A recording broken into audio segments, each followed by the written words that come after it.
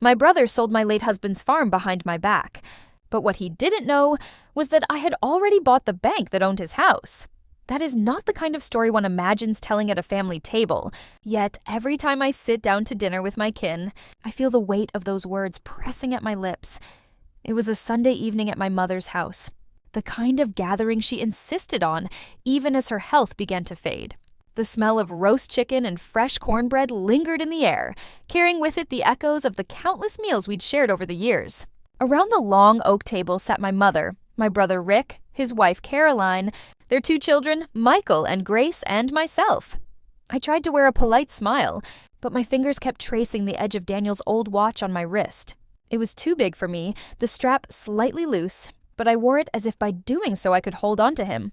2 years had passed since Daniel's death, yet grief clung to me like a stubborn shadow. Hollow Creek Farm, the land he had inherited from his grandfather, was all I had left of him. The farmhouse, the fields, the weather-beaten barn, every corner whispered his name.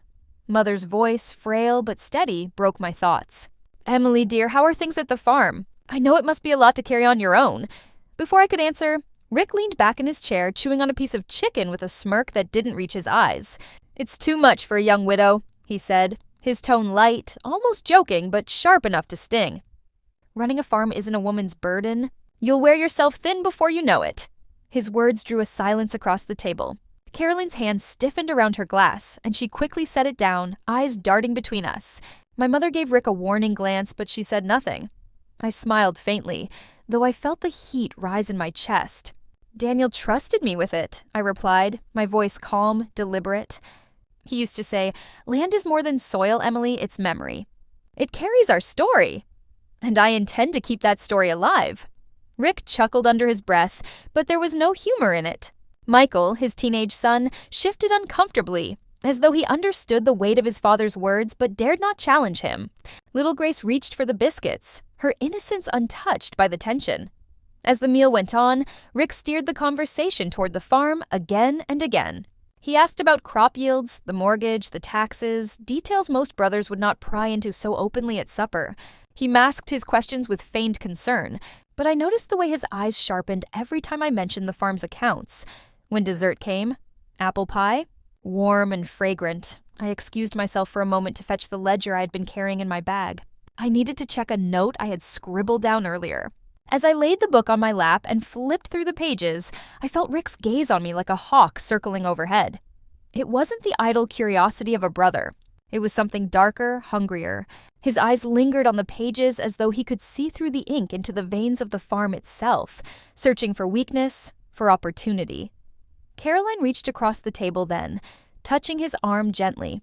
"Rick," she murmured, her tone cautious. "Let her be. This is her supper, too?" He shrugged her off with a smile that pretended to be easy, but his eyes never left the ledger. I closed the book slowly, my fingers tightening around its cover. In that moment, I realized the truth. Rick was not simply a brother offering advice. He was a man with debts, with ambitions, with a glint of greed that threatened to turn family into enemy. I straightened in my chair, forcing my voice to sound even. "Mother, the farm is hard work, but I'll manage. I've managed this far." Rick leaned forward, his fork tapping against his plate. "Of course you will," he said, though the smile he gave me was the kind that carried no faith at all. "But land has a way of slipping through fingers that aren't strong enough to hold it." His words settled over the table like a cold wind. I looked down at Daniel's watch, the ticking loud in my ears. "I am strong enough," I told myself. Stronger than Rick would ever know, but as his gaze burned into me, and as his fingers drummed against the wood of the table in restless rhythm, I felt the first prickling edge of a fear I could not name, for in his eyes, I had just seen it, a spark of hunger, sharp as broken glass, fixed upon the farm that held Daniel's memory, and I knew then, Rick would not stop at words. After that dinner, I drove back to Hollow Creek Farm under a sky brushed with stars. The field stretched out on either side of me, dark waves against the horizon, and in that silence, memories of Daniel always came rushing back. I still remember those summer evenings when he'd come in from the fields, sunburnt and smiling, dirt on his boots and laughter ready on his lips. He'd always find me on the porch with a glass of iced tea waiting. "One day," he used to say, dropping down into the rocking chair beside me, This land will carry our children's laughter too. He would take my hand, rough from his work, gentle in his touch, and point out across the fields. That soil, Emily, it's not just dirt. It's our family's blood. It holds stories. And it will outlast us both if we treat it right. Now, with his watch slipping loose around my wrist, I carry that memory like scripture. Every tick feels like a heartbeat that still belongs to him, reminding me that the farm is more than land. It's a promise. The people in town respected Daniel. He was the man who would fix a neighbor's tractor before tending his own crops. The man who brought baskets of apples to the church every fall. The man who stood up in community meetings when others were too shy. Folks still stop me at the market and tell me, Emily, Daniel was a good one. Hollow Creek shines brighter because of him. And it's true. His spirit lives in those fields, in the smell of freshly cut hay, in the way the wind whistles through the barn rafters. Losing him was losing half of myself, but the farm was what tethered me to him, the anchor to all we dreamed of building together. When Daniel died, Rick was the first to step in. He came with firm handshakes, a confident voice, and words that sounded steady enough to make me trust him. "Don't you worry, Em," he said at the graveside, his arm around me as the mourners drifted away. "I'll look after you. I'll make sure the farm stays strong. You're not alone in this." At first, I believed him. I wanted to believe him. After all, he was my brother. We had grown up under the same roof, eating the same Sunday dinners, sharing the same prayers at night. I thought blood meant loyalty. Rick began helping with the farm's finances, offering to handle calls from the bank, talking to suppliers, even walking through the fields as if he cared about the work Daniel had poured his life into. I remember standing at the kitchen sink one morning, watching him laugh with old Mr. Henley, our neighbor, and thinking, maybe, just maybe, I could trust him to be Daniel's stand-in. But slowly, little cracks began to show. Rick would push papers across the table with a pen ready. "Just sign here, Emily. It's nothing important. Just routine," he'd say, his tone quick, his smile rehearsed. When I asked to read things over, he'd wave it off. "You don't need to fuss with all that legal talk. That's what I'm here for." Trust me, at first I did. I was grieving, and the weight of the farm felt so heavy on my shoulders that letting him take small pieces of the load seemed like relief. But then I began noticing how often those papers came, how his tone sharpened when I hesitated, how he seemed to watch me when I held Daniel's old ledger like it was some kind of shield. One afternoon, I found him in the barn speaking to a stranger. His voice carried a little too sharp, a little too secretive. But when he saw me, his smile spread wide. "Oh, Em, this is just a fellow who's interested in equipment sales. Nothing to bother with." The man left quickly, and I remember thinking his eyes looked like they had been on the land rather than the tractors. I told myself not to dwell on it, not to poison my heart with suspicion. He was my brother, but Daniel's words always rang in my ears. The land carries our story. And I began to fear Rick wanted to rewrite that story for his own name. That night, I sat at the kitchen table alone, Daniel's watch ticking beside a stack of unsigned papers Rick had left behind. I traced my fingers over the empty signature line and whispered, "I'll protect this, Daniel. I promise." Still, deep inside, a shiver ran through me. Because I knew, if Rick was truly helping me, why did it feel like he was always in such a hurry? And why did it feel like every time he handed me a pen, I was signing something away? I began to notice it more often, the way Rick leaned forward just a little too eagerly whenever the conversation turned to the farm. His words carried that polished, easy tone of someone who had already rehearsed what he wanted me to believe. The farm accounts are a mess," he said one afternoon, sitting across from me at Mama's kitchen table. He spread out papers I'd never seen before, rows of numbers typed neatly in columns. "I'll handle it. These things are complicated, and you don't want to get tangled up in the bank's language. Just trust me. That's what family's for. Family." That word should have been a comfort, but every time he said it, something inside me tightened. That week, I drove into town to meet with Mr. Samuel Green, our family lawyer. He had been Daniel's trusted advisor for years, an old man with white hair, sharp eyes, and a voice that always carried patience. He had attended our wedding, had blessed the farm as though it were part of his own story. He listened quietly as I explained Rick's eagerness, how he was always sliding papers toward me with a pen, how I felt guilty for questioning him. Mr. Green folded his hands together and said, "Emily, I've been in this business a long time. Families can be your greatest strength, or your deepest wound. Remember this, Never sign what you don't understand. And never confuse love with blind trust. His words lingered with me all the way home. That night, I walked to the edges of the farm, letting the sunset settle on the fields. I could almost hear Daniel's voice in the wind, steady and sure. Land is not just earth, it's memory. Our memory. Don't let anyone take it from you.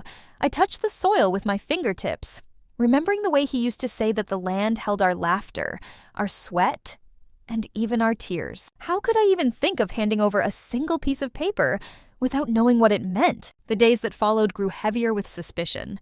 Rick began stopping by more often, sometimes with Caroline, sometimes alone. His tone grew firmer each time I hesitated. Emily, you don't want late fees piling up. Emily, this could risk foreclosure if you stall.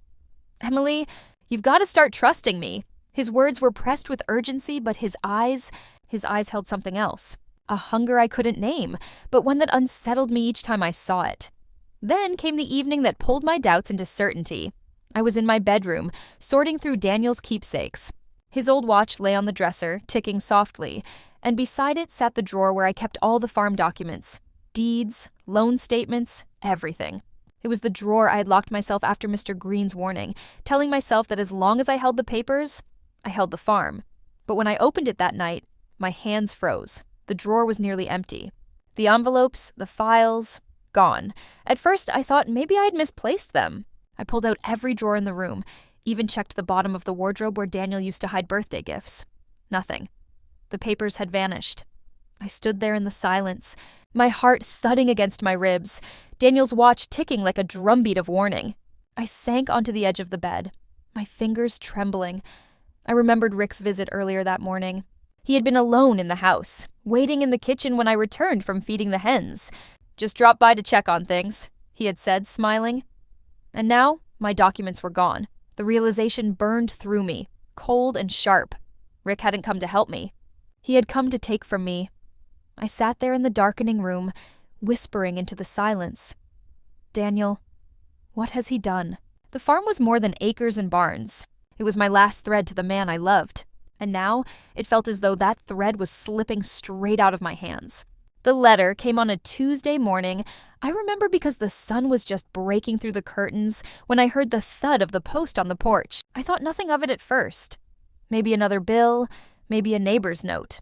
But when I saw the heavy envelope stamped with the bank's seal, a chill slid down my spine. I tore it open at the kitchen table, Daniel's watch ticking against the wood beside me. My eyes fell across the words, and for a moment, I couldn't even breathe. Notice of Saul.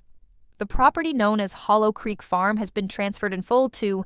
I blinked, the words swimming, my hands trembling as I read again. The farm, my farm. Daniel's farm. Sold. The paper slipped from my fingers and fluttered to the floor. I rushed to the drawer again, praying I had misread, praying the documents were safe. But of course, they were still gone. And then it struck me with the force of a hammer. Rick, my brother, the one who had promised to help, he had done this. He had forged my name. I pressed my hands to my face, the heat of humiliation burning against my skin. How could I have been so blind?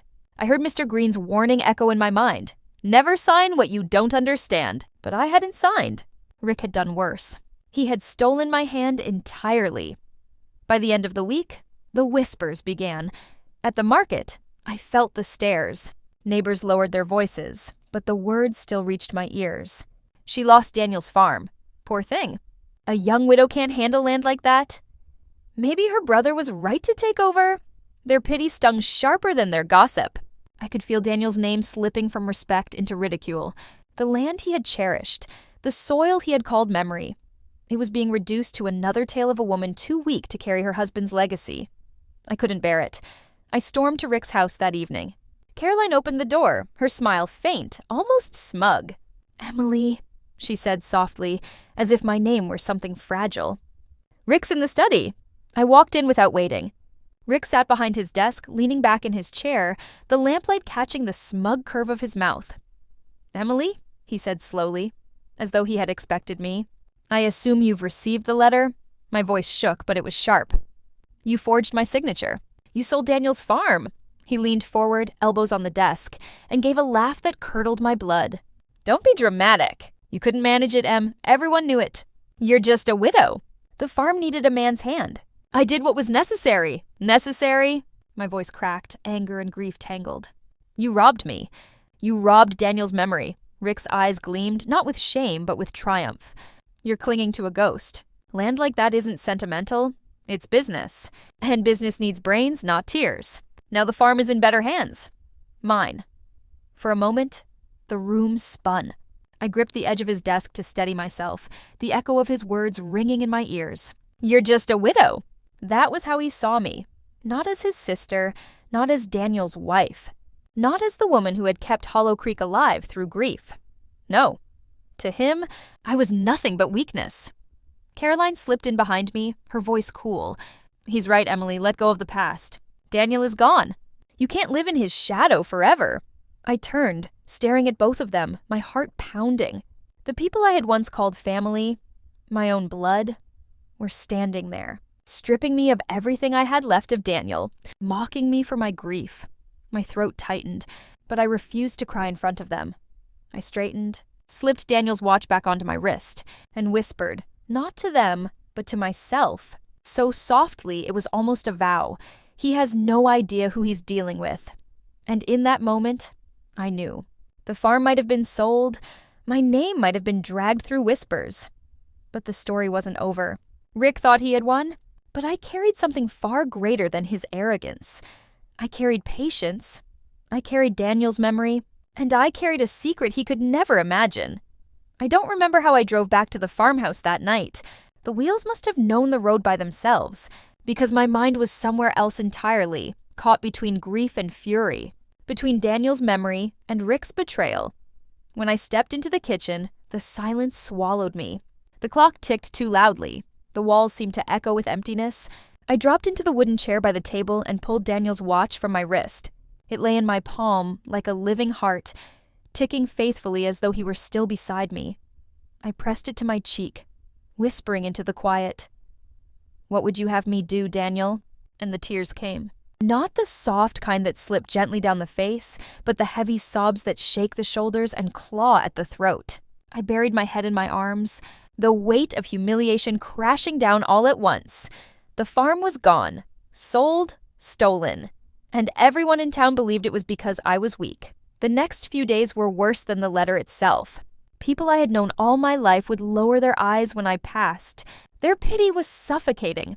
At the grocery store, Mrs. Henley patted my hand, whispering, "You did your best, dear. A farm is no place for a woman alone." At church, a man I'd known since childhood leaned toward his wife and muttered, "Such a shame. Daniel worked himself into the grave for that land, and now it's gone." And always, in the background, Rick's shadow stretched long.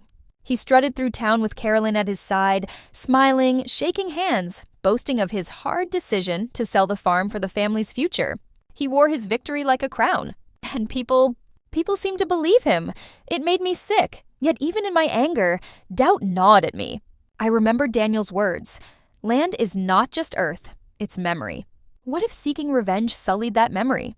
What if my actions darkened the legacy Daniel had left? I sat many nights in that kitchen, staring at the watch, asking questions into the silence. Would fighting back dishonor you? Would it make me like him? Or would justice be the only way to keep our promise alive?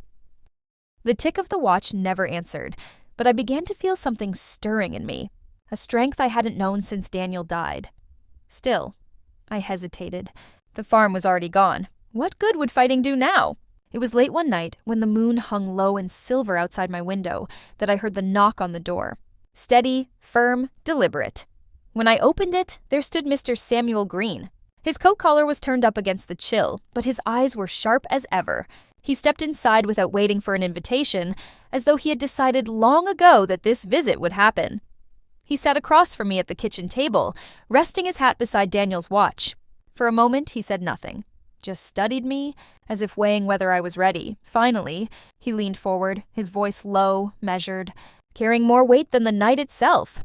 "It's time, Emily," he said. "Tell me if you're ready to use the card we've kept hidden." The word sent a shiver through me. The card, the secret I had almost forgotten in the fog of grief. A lifeline Daniel and I had prepared long before his passing, one Rick had no idea existed. I straightened in my chair, the tears on my cheeks drying into resolve. Maybe Daniel's memory wasn't dishonored by justice. Maybe it demanded it. Mr. Green's words hung in the air like a storm about to break. "Tell me if you're ready to use the card we've kept hidden." For a long while, I just stared at him, the weight of everything pressing down on me. "The card," I whispered, as if naming it out loud might bring Daniel back. Mr. Green gave a slow nod, his voice steady. "It's time, Emily. Daniel didn't build all of this without leaving you a shield. He prepared for this." And suddenly, I was back in a memory, years earlier, sitting with Daniel on the porch one golden evening. He had a pile of bank papers in his lap, his reading glasses perched on his nose. He spoke gently, but with that firm tone he always used when he wanted me to truly listen. "Emily," he said, "farming is more than planting seeds in soil. It's knowing how to plant them in people too. The day may come when this land alone won't protect us, so we'll need something bigger, something untouchable." I had frowned at him then. "Daniel, what are you talking about?" He chuckled, taking my hand. "Shares in the bank, sweetheart. Not glamorous, not romantic, but powerful. If you ever find yourself alone, you'll need more than land. You'll need control. You'll need a voice that can't be silenced." At the time, I had laughed softly, teasing him for thinking so far ahead. But now his foresight felt like a hand reaching out of the past to steady me. The truth was simple, yet staggering. Years ago, with Daniel's guidance, I had quietly purchased controlling shares in the very bank that handled most of our town's mortgages, loans, and deeds. And Rick had no idea. Only Mr. Green knew. He had helped Daniel with the legal work, had sworn to keep it quiet until the day came when I would need it. A sleeping sword, Daniel once called it. I looked down at Daniel's watch on my wrist, its tick-tick-tick reminding me that time never stops, even when lives do. My voice was low, almost trembling. "Mr. Green, I never wanted revenge. That's not who Daniel was. But Rick, he left me no choice. He took the one thing Daniel loved most. He took our memory and made it a transaction." Mr. Green leaned back, his gaze steady, proud almost. "Then it's time to act. You have what he doesn't. Foresight. He thinks you're powerless. That's your strength." I nodded slowly, though my chest ached.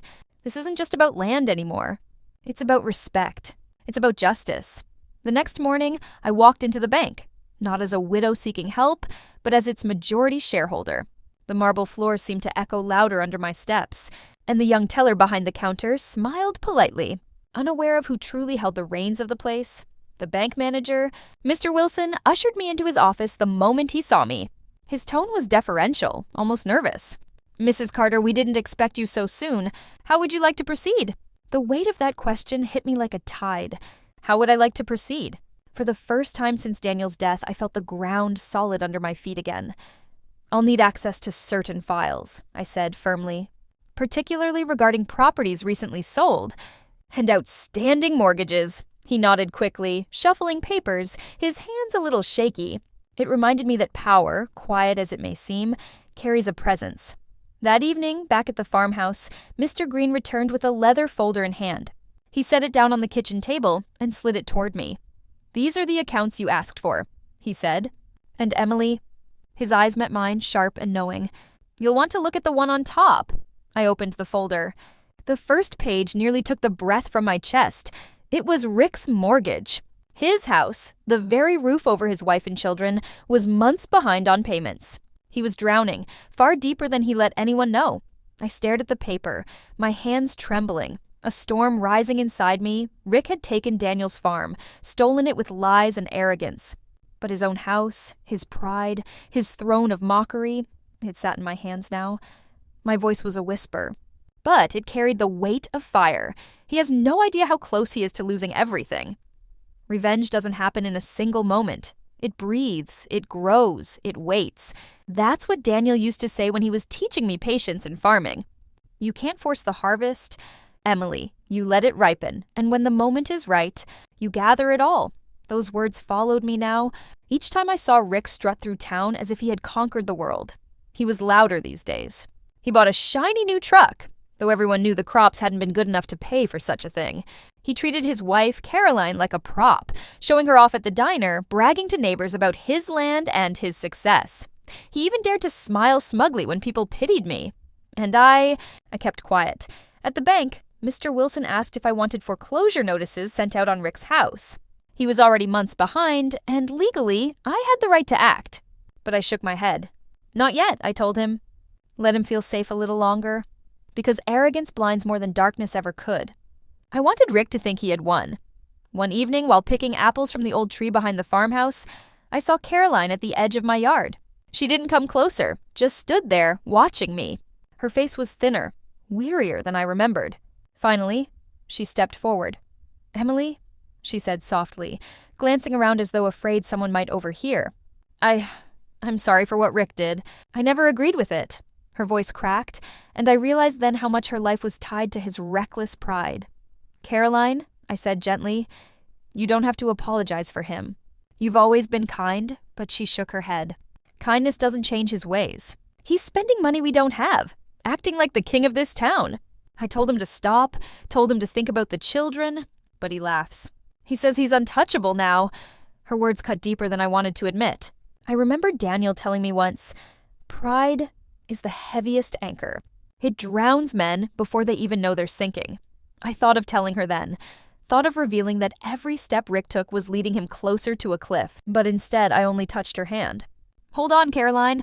The truth always comes to light." She gave me a searching look, as if she sensed something I wasn't saying, then turned and walked back to her car. That night, I sat in Daniel's chair by the fire, the papers from the bank spread across my lap. Rick's mortgage was bleeding red ink, overdue and gasping. Every month he failed to pay, and every month I held my silence. Each delay tied the noose tighter. But patience, I reminded myself. Patience. The weeks passed, and Rick's arrogance grew with every borrowed dollar. He began talking openly about expanding his farm, bragging to the neighbors at the hardware store that he'd soon be the biggest landowner in the county. Then came the news that made my blood still. Through whispers in town, I learned that Rick was planning an auction. Not just any auction. He was arranging to sell Daniel's farm publicly, parading my humiliation before the whole county. The details reached me like shards of glass. He'd already contacted an auctioneer, already begun inviting serious buyers. He wanted a crowd. He wanted my shame to echo from one end of town to the other. I folded the flyer one of the townsfolk slipped into my hand. My name was nowhere on it, of course. To the world, the farm was his to sell. I set the paper down, my hands steady despite the storm inside me. Rick thought the auction would be my undoing. He thought he'd end my story with laughter and applause at my expense. But he had no idea that every gavel strike, every bid, every hand raised that day would fall into my hands, because the bank behind it all was mine. I leaned back in the chair, Daniel's watch ticking against my wrist. "Go on, Rick," I whispered into the silence. "Build your stage. I'll be waiting in the front row when the curtain falls." Sundays in our town had always been sacred. Daniel used to say that the church pews weren't just wood and cushions. They were anchors that kept our community steady through storms. Since his passing, I hadn't spoken much in church gatherings, but I still came, partly out of habit, partly because I wanted to feel that sense of belonging. That morning, the sun poured through the stained glass windows, painting the sanctuary with colors Daniel always admired. I sat quietly near the back, Daniel's watch warm against my wrist. It was my anchor now. And then Rick took the floor. He wasn't invited to speak, but he strutted down the aisle as if he owned the building. His polished boots clicked against the floor, his chin raised, a smug smile tugging at the corner of his mouth. The pastor hesitated but allowed him, perhaps out of courtesy. "My friends," Rick began, hands spread wide as though he were some great statesman. "These are times of change. Families must learn responsibility. Land, as many of you know, can't be left idle. It takes strength, vision, and business sense to turn soil into bread." A few nodded politely, though most seemed puzzled. He wasn't talking about farming. He was talking about me. Rick's eyes slid in my direction, his words sharpening like knives. "Not everyone is cut out for that burden. Some inherit more than they can handle. Some hold on to the past when the future requires boldness." The congregation stirred. A few glanced back at me. Heat rose to my cheeks, but I didn't lower my gaze. He went on, voice louder, fueled by his own arrogance. "I've taken it upon myself to ensure our family's land doesn't wither in weak hands. The farm will not sit as a monument to grief. It will be put to use, expanded, and made fruitful under proper care." My heart throbbed, but I stayed silent.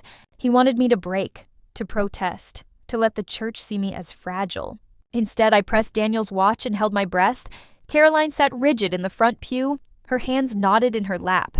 Her face was pale. She looked down, refusing to meet my eyes. I knew she didn't approve, but Rick's pride drowned out any reason in their household. Then, with a self-satisfied grin, he delivered his final flourish.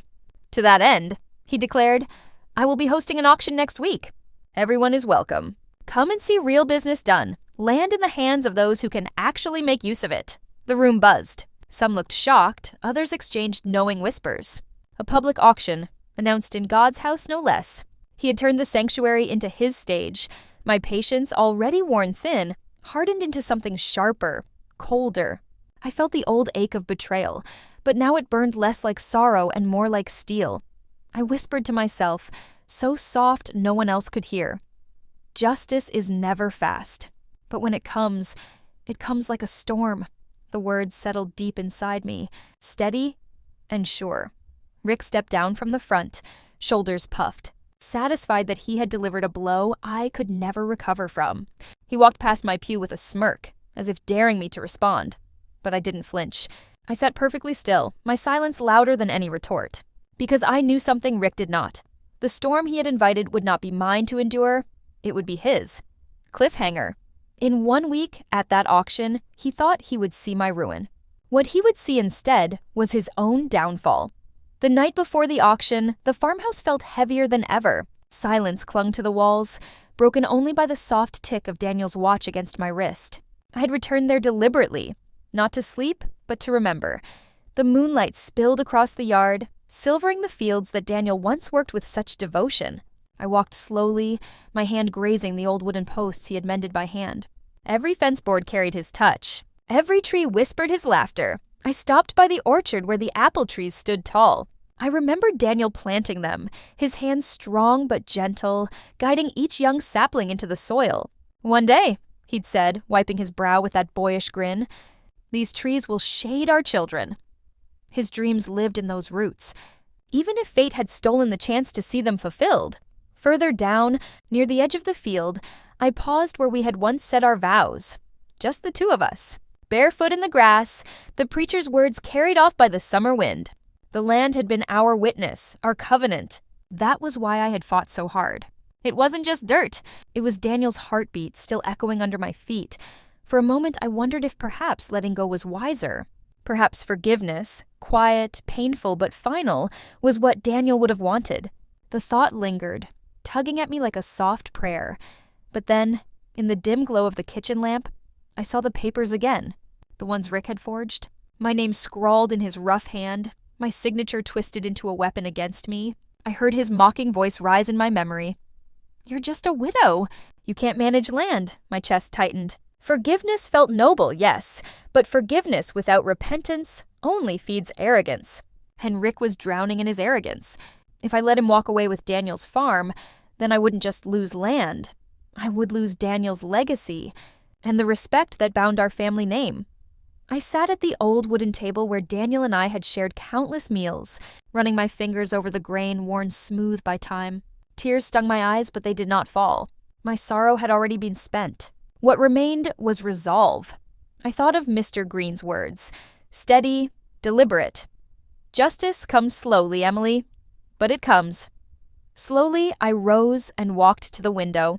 The field stretched before me, dark and endless, yet alive with memory. Tomorrow they would gather here, neighbors, strangers, bidders with no love for the soil. They would see my humiliation. At least, that was Rick's plan. But tomorrow, they would also see the truth. I placed Daniel's watch on the table, its steady ticking filling the room like a heartbeat. I whispered into the night, my voice steady at last. "Tomorrow, he will learn what it means to reap what you sow." The words settled deep inside me, heavier than any vow I had ever made. I left the lamp burning low and walked through the farmhouse one last time before the storm. Each room still held Daniel's presence, the worn jacket on the hook, the photograph by the fireplace, the echo of his voice in the floorboards. I carried those memories with me, not as a burden, but as armor. Outside, the wind shifted, carrying the faint scent of rain. A storm was coming, and with it, justice. The morning of the auction dawned gray and heavy, as if even the sky knew what was about to unfold. Clouds pressed low over the town square, and the air carried that metallic tang that comes before rain. I walked there quietly, my steps measured, Daniel's watch ticking against my wrist like a drumbeat of resolve. The old courthouse lawn was crowded. Wagons and trucks lined the road, neighbors standing in clusters, whispering behind gloved hands. Everyone had come, not for the land, not really, but for the spectacle.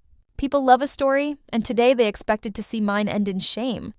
I stood at the back, near the wide oak tree, my coat wrapped around me. I wanted to be invisible, to let them all think I was defeated. Their eyes slid toward me, some filled with pity, others with curiosity. A few avoided my gaze altogether, as if my misfortune might rub off on them. Then Rick arrived. He strode across the grass like a conqueror, Caroline trailing behind with their children. His chest was puffed, his smile broad. He tipped his hat to neighbors as if he were mayor, shaking hands, laughing loudly. Every gesture screamed arrogance. Caroline's face, however, told another story. She looked tired, her eyes ringed with shadows, her hands fidgeting with the edge of her shawl. The children clung to her skirt, quiet and uncertain. I caught her gaze for a fleeting moment, and she gave the faintest shake of her head. But Rick never noticed. The auctioneer, a thin man with a booming voice, climbed onto the makeshift stage. He tapped the gavel against the podium, calling for order. "Ladies and gentlemen," he declared, "we're here today to auction off the late Daniel Harper's farmland. A fine piece of land, fertile and well-kept. The kind of land any man would be proud to own." I flinched at his words. The late Daniel Harper's farmland. Not Emily's, not ours. Already, in their eyes, it had been stripped from me. Rick puffed out his chest, whispering something to the man beside him. He wore his victory like a crown. The bidding began. Hands went up, voices called out numbers, and the auctioneer's chant filled the air. I stayed still, my hands folded in front of me, watching, waiting. Rick lifted his hand for each new bid, his smile growing wider with every rise. He wasn't bidding to lose. He was ensuring no one else would take what he believed was his. Every increase was a performance, a declaration that he alone had the wealth and power to claim Daniel's land. Neighbors murmured behind me. Poor Emily. She never had a chance. Rick always did have the stronger head for business. Their words sliced through me, but I let them pass. Patience, I reminded myself. The storm hadn't yet broken. Finally, the bidding slowed. Rick stood alone at the top, the numbers staggering, enough to silence any challenger. He raised his hand one last time, his grin so wide it nearly split his face. The auctioneer slammed the gavel. "Sold!" Applause rippled through the crowd. Rick turned, basking in it, as though he were a hero and not a thief. Caroline clapped weakly, her eyes downcast. The auctioneer gathered the papers, shuffling them with a flourish. "And now, Mr. Richard Harper, if you'll just sign here, the land will officially be yours." Rick stepped forward, his boots echoing on the wooden platform. He picked up the pen with a theatrical bow, savoring the moment. The crowd leaned in, whispers rising like wind through tall grass. This was the moment they had all come to witness. The widow stripped of her land, the brother triumphant. I felt the weight of Daniel's watch again, ticking steady against my pulse. I thought of his words.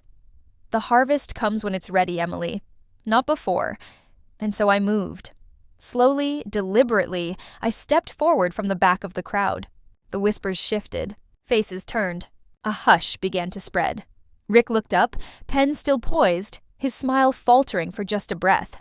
I walked until I stood near the stage, every eye on me. Then, without a word, I opened the folder I carried, thick with papers, edges marked with the seal of the bank. The crowd stilled. The air grew heavier. Rick's hand hovered over the page, his smirk returning as if to cover his unease. "Come to watch me finish what you couldn't handle, sister?" He sneered. I lifted the folder slightly, my voice calm but clear enough for all to hear. On the contrary, "Rick, I came to finish what you never saw coming." The gasps rippled through the crowd, and Rick's grin faltered once more. Cliffhanger. The pen shook slightly in his hand as the gavel rested on the podium, the auctioneer frozen. And I stood ready, the folder heavy in my grasp, justice only a breath away. The air was thick with expectation, the hush of the crowd pressing against me like a tide. Rick's hand hovered over the papers, the pen trembling only slightly, but I saw it. For the first time that day, doubt cracked through his arrogance. I opened the folder in my hands, the papers crisp, the bank's seal gleaming under the weak light. My voice was steady, though my heart pounded like a drum in my chest. This farm may have been sold today, I said, letting the silence stretch just enough for every word to sink in. But the house you live in, Rick, the roof over your head, the land beneath your feet, that belongs to my bank, the crowd gasped, a ripple of shock running through them, like wind through wheat. Heads turned, whispers exploded, and the auctioneer froze, his gavel halfway raised. Rick threw back his head and laughed, the sound sharp and grating. Your bank? He sneered. Emily, you finally lost your mind. You think the widow who couldn't manage a single acre is running banks now? I didn't flinch. I simply nodded toward the edge of the platform, where Mr. Samuel Green, our family's lawyer, stepped forward with the dignity of a man carrying truth. He carried a slim leather case which he opened with care. From it, he drew the documents, stamped, notarized, undeniable. Ladies and gentlemen, Mr. Green announced, his voice carrying across the stunned crowd, it is my duty to inform you that Mrs. Emily Harper is not only financially independent, but the majority shareholder of this very bank, which holds the mortgage on Mr. Richard Harper's home. The murmur rose to a roar. People shifted, craning their necks to see. Neighbors who had pitied me now stared wide-eyed, mouths hanging open. Rick's smile faltered. He reached for bravado, clinging to it like a drowning man to driftwood. This is nonsense. Emily, you're playing at something you don't understand. The farm is mine now. You can't change that. I stepped closer, my gaze never leaving his. Oh, the farm was sold, yes. But you should have paid more attention to your own house first. Mr. Green lifted another paper, holding it high for all to see.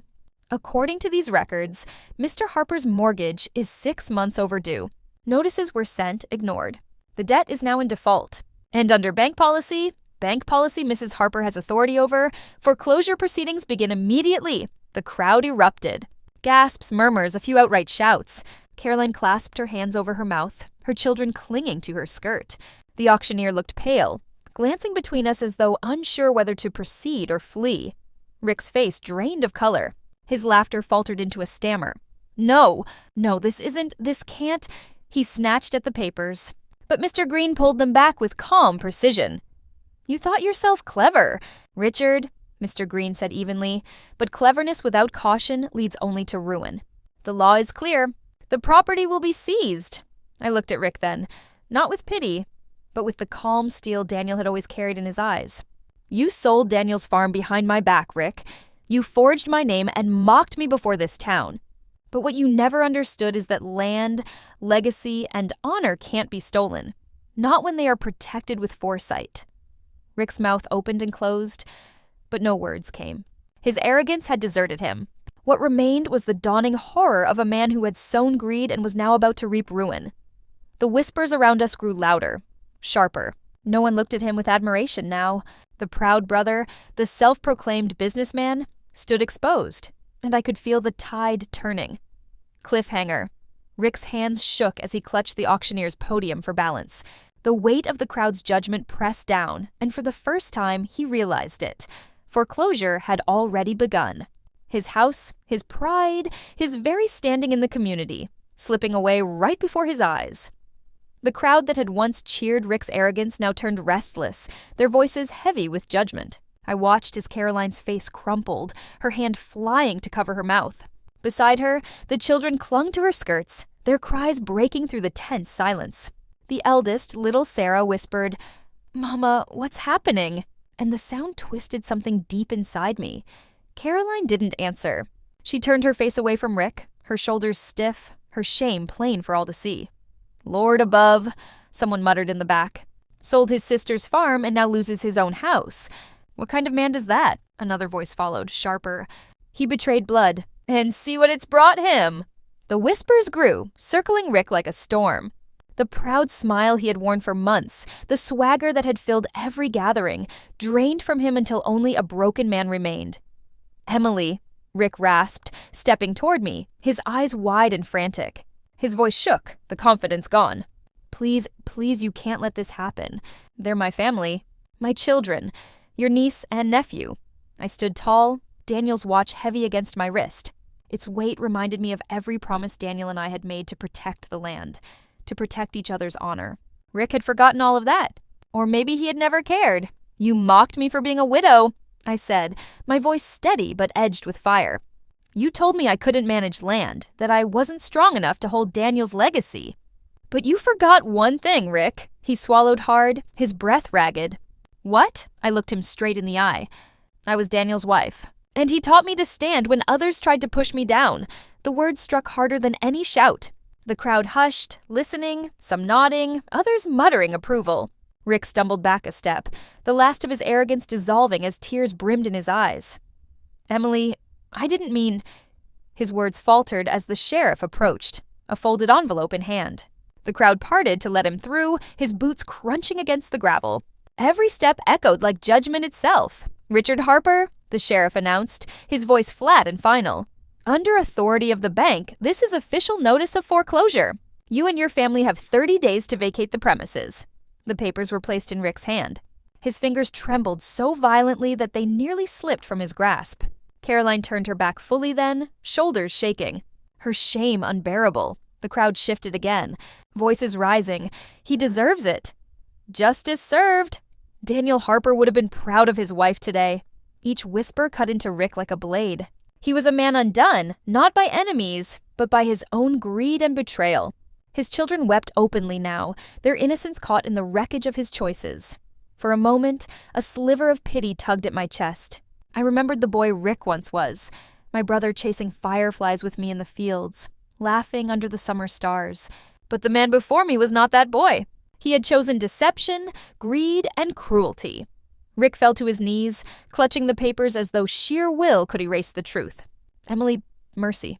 I beg you. My lips trembled, but I steadied them. Mercy was not mine to give any more. It had been his choice long ago, when he could have stood by me instead of against me. I turned away, my skirt brushing against the dust as I moved. You reap what you sow, Rick, and today, your harvest has come. Behind me, I heard his sob, raw and unguarded, the sound of a man who finally understood the cost of betrayal. The sheriff stood firm. Caroline held her children tight, and the crowd watched in silence as I walked away, my head held high. For the first time in months, I felt Daniel's spirit beside me, not in sorrow, but in quiet pride. Minnie Hook. As I stepped beyond the circle of onlookers, I didn't look back. Behind me, Rick clutched foreclosure papers in shaking hands, while the sheriff's voice carried through the air, flat and undeniable. The judgment was sealed. His downfall had begun. It didn't take long for the sheriff's words to take root in reality. Within weeks, Rick's house stood empty, its windows dark, its doors swinging open as if even the walls no longer wanted to hold him. The land that once bustled with Caroline's careful order and children's laughter now seemed hollow. A reminder that arrogance always exacts its toll. Caroline was the first to make her choice. I saw her one morning at the train station, her children's hands clutched tightly in hers, eyes swollen from nights of crying. She did not meet my gaze, but she didn't need to. Her silence told me everything, that she had reached the end of her endurance. Rick stood at a distance that day, shoulders hunched, a man with nothing left. Caroline boarded with the children and never looked back. He did not follow. He could not. For a moment, as the train pulled away, I almost pitied him. Almost. Time moved slowly after that. The whispers in town shifted, no longer about my humiliation, but about his downfall. She carried herself with dignity. I overheard Mrs. Peterson say at the general store. Daniel would be proud of her, added old Mr. Clark, tipping his hat as I walked past. Their words didn't heal the wound, but they stitched around it, steadying me. The children, though, I could not abandon them to the shadow of their father's mistakes. Quietly, without announcing it to anyone, I arranged with the local schoolmaster to cover their tuition. I sent parcels of clothing and books under another's name, never letting them know it was me. It wasn't their burden to bear, what Rick had done. At church, some Sundays, I caught sight of Caroline sitting in the far pew with the little ones. She no longer wore the fine dresses Rick had bought with ill-gotten money, but she held her head higher than I'd ever seen before. There was strength in her struggle, and I respected it. Rick, on the other hand, became a shadow. He wandered town like a ghost, muttering to himself, sometimes asking for work, sometimes drinking himself numb at the tavern. People avoided him, not out of cruelty, but because he had become a living reminder of what greed could do. I never spoke to him again. Not once. Instead, I poured myself into the farm. Daniel's land breathed again under my hands. The fields tilled, the trees blossoming, the fences mended. Each sunrise over that soil felt like a new vow, whispered between me and the memory of the man I had loved. But even as the community's respect returned, even as neighbors nodded at me with admiration, there remained a heaviness inside, a truth I could not shake. One evening, sitting on the porch with Daniel's watch warm against my wrist, I let the thought escape in a whisper. Justice was served. But my soul still feels the weight. The night air carried it away. But the words lingered inside me. I had defended my honor, protected Daniel's legacy, and taught Rick the price of betrayal. And yet, victory had not brought peace. It had brought silence. Perhaps that is what revenge truly is. Not a cleansing fire, but a scar that reminds you of both the wound and the hand that delivered it. Cliffhanger. As I stared across the fields, I realized the story wasn't over. Justice had come, yes, but the question that haunted me now was different. Could forgiveness ever follow, or would the land always carry the echo of what had been done? The morning was cool, with the first whispers of autumn threading through the trees. I carried a small bundle of fresh flowers, simple daisies, Daniel's favorite, and walked the familiar path to the cemetery. The gravel crunched beneath my shoes, steady and unhurried, as though the earth itself was reminding me to take my time. Daniel's grave lay beneath an oak tree, strong and wide, the kind of tree that holds its ground no matter the storm. I knelt, brushed away the leaves that had gathered, and placed the daisies gently at the base of the stone. For a long while, I said nothing. I simply breathed, listening to the stillness that seemed to honor him better than any words. Finally, I spoke aloud, though my voice was barely more than a whisper. Daniel, it's done. The farm is safe. My hand rested on the cold stone, and the memories flooded back. The evenings we sat on the porch, watching the sunset, the way he'd laugh when a horse broke free from the fence, the smell of the fields after rain. They were all here, alive in the soil. I closed my eyes and let the truth rise in me. Greed breaks families. Justice can heal dignity, but the scars remain. It wasn't victory I felt as I spoke those words, but a kind of solemn peace. I had fought for what was right, yes. I had defended what Daniel left behind. But the price had been heavy. My brother was a broken man, my family fractured. No triumph could erase that. Daniel's voice echoed in my memory then, as clear as if he stood beside me. Land is not just earth, it's memory. I repeated it softly, letting the words settle in my heart. He had been right all along. This farm, this land, was not only acres of soil, it was laughter, sweat, tears, promises, and love. It was the living thread of our story.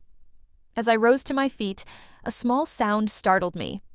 Aunt Emily? I turned. Standing a few steps away was Grace, Rick's eldest daughter. Her hands were clasped nervously, her eyes uncertain but searching. She looked so much like her mother, Caroline's strength in her chin, but also a flicker of her father's restless spirit in her gaze. Yes, Grace? I said gently. She hesitated, then took a step closer. Mama says you've been helping us. With school, with everything. I smiled softly. You don't need to thank me for that, child. Her eyes filled with tears she fought hard to keep back. I just don't want us to stop being family. Her words pierced me deeper than any betrayal ever could. For a moment, I felt Daniel's watch grow heavier on my wrist, as if reminding me that the past was behind, but the future still waited. I knelt to her height, brushing a stray hair from her face. Grace, listen to me. Family can break. Family can hurt. But it can also be saved. We carry the scars, but scars mean healing has begun. She nodded, her small shoulders trembling with relief. I drew her into a hug, holding her as though I were holding Daniel's memory itself, holding the chance for something better than bitterness. As the wind rustled through the oak branches above us, I whispered in my heart, not to Rick, not to the community, but to Daniel. Justice was given, dignity restored. And though scars remain, love will always have the final word. With Grace's hand in mine, I walked back toward the farm. The land stretched wide before us, not just earth, not just memory, but a promise that life, in all its pain and beauty, would go on. The sun was sinking low, painting the sky in warm shades of orange and rose, the kind of colors Daniel used to call God's last smile of the day. I sat on the farmhouse porch, rocking gently in the old wooden chair that had held us both on many evenings. Daniel's watch rested firmly on my wrist, ticking softly, steady as a heartbeat. The land stretched out before me, golden and alive, no longer marked by the shadow of betrayal. The fences had been mended, the barn roof patched, and the fields once again carried the quiet dignity of work well cared for. It felt as though Daniel's presence walked with the wind through the crops, whispering in the rustle of the leaves. I let my hand brush over the porch railing, its grooves familiar to my palm, and thought of how far I had come. From the moment Rick's betrayal cracked my world apart to this evening of stillness, I had carried both fury and sorrow in equal measure. And yet, here I was, still standing, still whole. Rick had lost everything to his greed, his home, his family's trust, his dignity in the eyes of the town. I hadn't sought to destroy him. I had only defended what was mine, what was Daniel's. But the truth remained. Justice always takes something from everyone, even the victor. The children still visited sometimes, Grace especially. She had begun helping me in the fields on weekends, her laughter ringing in the air the way Daniel's once did. It gave me hope. Hope that while greed had shattered one branch of our family tree, the roots could still push up new shoots, stronger, kinder. I leaned back, closed my eyes, and let the evening wrap around me. The watch ticked. The crickets began their chorus. Life moved forward, carrying both memory and promise. My voice came softly then, not for anyone else to hear, but for myself, for Daniel, and perhaps for the land itself. My brother sold my late husband's farm behind my back, but he never knew I owned the very bank that took his home. The words, once heavy with anger, now carried a different weight, calm, steady, final. They were not just a story of revenge, but a truth about choices, about family, about what greed does to love. I opened my eyes and looked again across the fields, the sun's last light settling on the soil like a blessing. My voice was quiet, but I spoke the words I hoped Grace, and perhaps someday Rick himself, might understand. In the end, family can heal, but scars remain. The watch ticked on. The land breathed steady, and for the first time in many months, I felt peace take its seat beside me on that porch, as faithful as Daniel once had. The story was finished, but life, our life, Daniel's life, the farm's life, was still going on, and I would live it.